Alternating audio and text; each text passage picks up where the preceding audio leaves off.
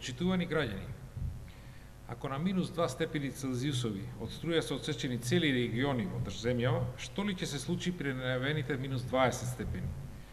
Стравуваме дека почна распадот на електроенергетскиот систем, дело на погрешните политики на власта, на што предуваме веќе подолг временски период. Информации до Комисијата за енергетика стигнуваат во секој момент и во текст со се што се случува. Последните вести говорат дека загрозени од недостиг на струја се жителите од Битолско-Кичевскиот регион.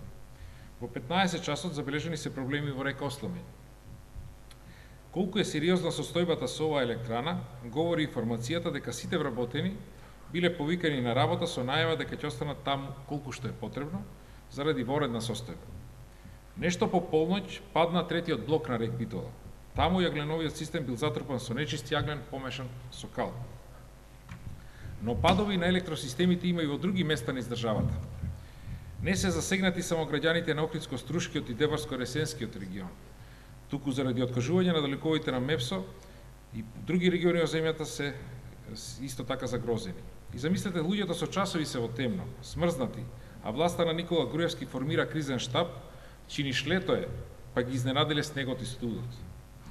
Ова што се случува во земјава е директна одговорност на неодговорната власт. Од 2006 година до денес цената за пренос на електрична енергија на државната компанија МЕПСО е зголемена за цели 270%. Но каде одат парите на граѓаните од постојаното зголемување на цената на струјата? За новата барокна фасада? Или за наводните снежни топови? Тоа ли се суштинските потреби на дистрибутерот на струја МЕПСО? Сигурно дека не се.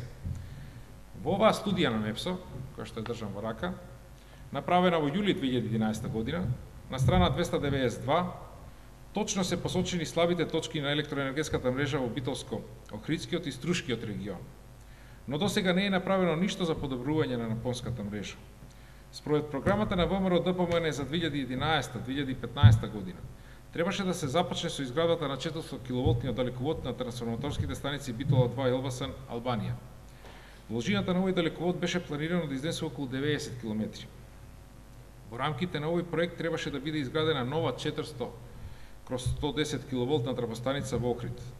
Градбата на овој далековод вреден, според планираното околу 35 милиони евра, требаше да започне во 2014 година и да трае 30 месеци.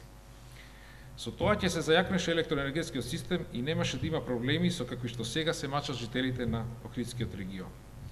Овој проект требаше да представува поврзување на електроенергетските системи на Македонија и Албанија, а истовремено со реализација на проектот ќе се затвореше енергетскиот коридор 8.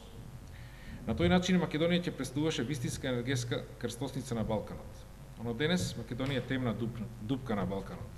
Сите последици за се што дополнително ќе се случи во електроенергетскиот систем ќе бидат директна одговорност на власта на Никола Груевски. Бидејќи најавите се дека вечера Балканот ќе биде зафатен со студен бран, сите околни држави, значи Грција, Бугарија, Косово, Албанија и Србија ќе имаат големена потрошувачка на електрична енергија. Комисијата за енергетика на СДСМ почнува со целодневно дежурство и останува во постојан контакт со вас, граѓаните. Благодарам на вниманието.